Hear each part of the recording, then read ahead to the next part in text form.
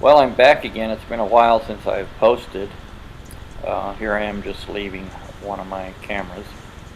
And in this location I have a bull elk coming up, and you can see here he's still in his velvet. And as this video will progress, you will see that they have lost their velvet now, because I have not gotten back to my cameras for a while. So you'll see a lot of difference here in the antler progression. Here's another big one coming. I think this is probably a different one. It's a camera that I moved from a smaller tree to a larger tree so the wind wouldn't affect it so much. Here we have one that's just rubbing. You can see his antlers are still bloody from the velvet, so in another couple days probably that'll all be gone. So this is a good location for bulls, I have found, for some reason. They come up that trail, and it parallels the Arizona Trail, which maybe they want to stay off because of human traffic, I'm not sure. Here we have another bull coming up. He still has some velvet hanging from his antlers.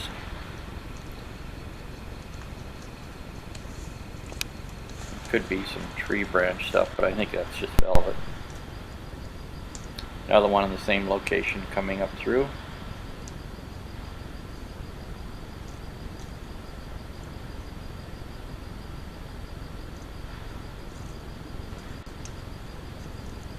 They browse on just about everything. First I was surprised that they would browse on the evergreen pine leaves, but evidently they like them. I just thought they would be bitter, but I've seen deer and elk both browse on those.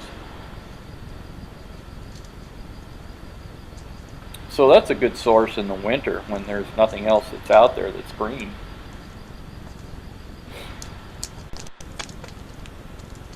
Other elk from the other way. Notice that it was almost entirely bulls coming through this camera.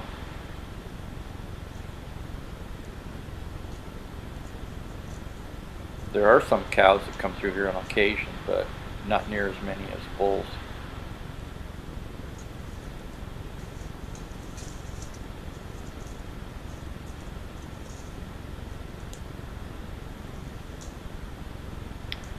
This is back at September 18th, and as you can see here, by that time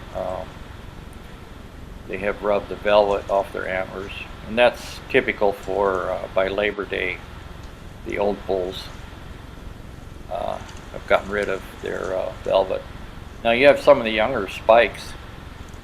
The younger bulls could still be in velvet at this time. I find it interesting that that's different between the younger bulls and the older bulls. So here he is, just browsing in front of the camera, taking his time. I think this camera is probably set for about 45 seconds.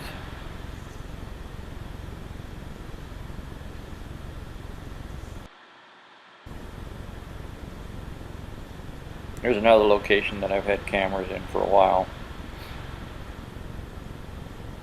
I've moved this camera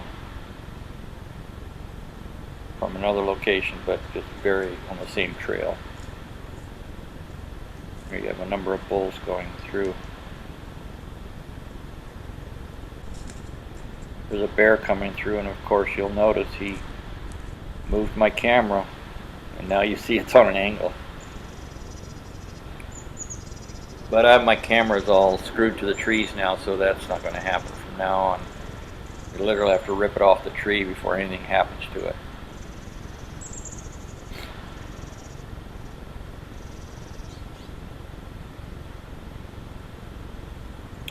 The bull's still in the background there, browsing. I think coming up here we're going to see a buck. Yeah, this is a Coues deer. I've photographed this one for over a year now. This has kind of got lopsided points. He's fairly big, but not too many points on the right hand side.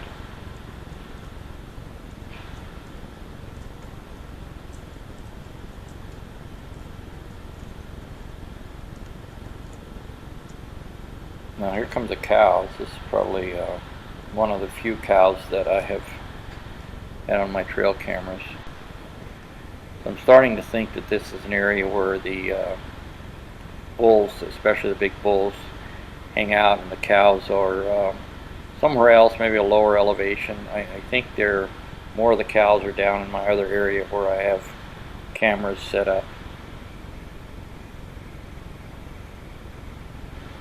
So I'm learning a little bit about the location and separation of the cows and the bulls, although they do mix throughout the year. But typically more of the cows might be at a little lower elevation than this, and the bulls hang out up here. But at this point they should be starting to round up cows. Usually around September, mid-September is when they have their herds together. Here another bull kind of came in from the side while this other bull was investigating the camera. You know, the elk really see these cameras at night. Here's that coos deer coming through again. There's two of them that you'll see in this location. There's one that's bigger, and obviously one just a little smaller. So this is probably the king coos there. This is what I call WS. I kind of have my eye on him. He's very widespread antlers. Not necessarily a lot of points, but they are very wide. Probably interesting for him to go through the brush.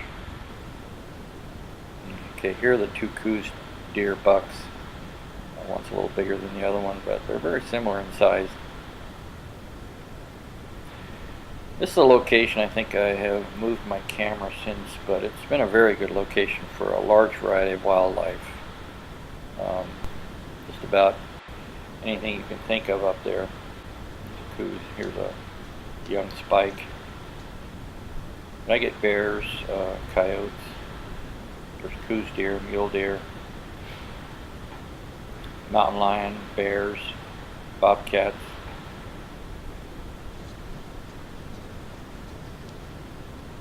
There's another buck coming through, still in his velvet there, you can see.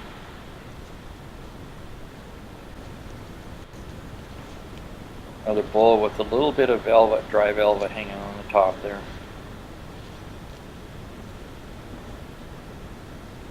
A number of bulls really close like this, just right in front of the camera here browsing.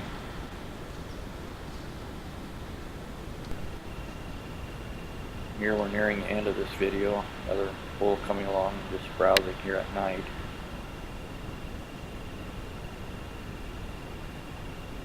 And that's what's going to conclude this video. I believe I did this about the 5th of October when I put these videos together and collected them. So, okay, well, we'll see you the next time.